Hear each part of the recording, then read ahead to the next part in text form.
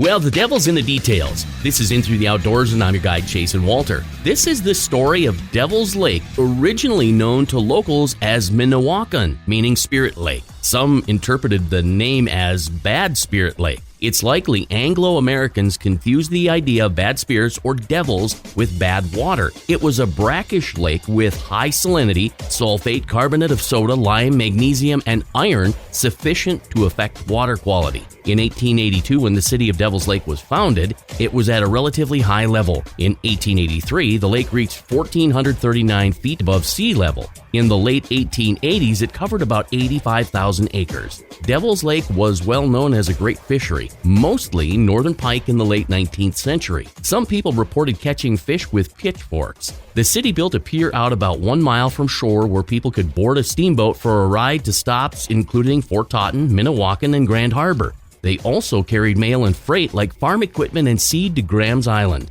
After 1883, the lake began to drop. By 1889, the steamboats had to stop hauling freight. The low level of the lake's water would not allow boats to carry heavy loads.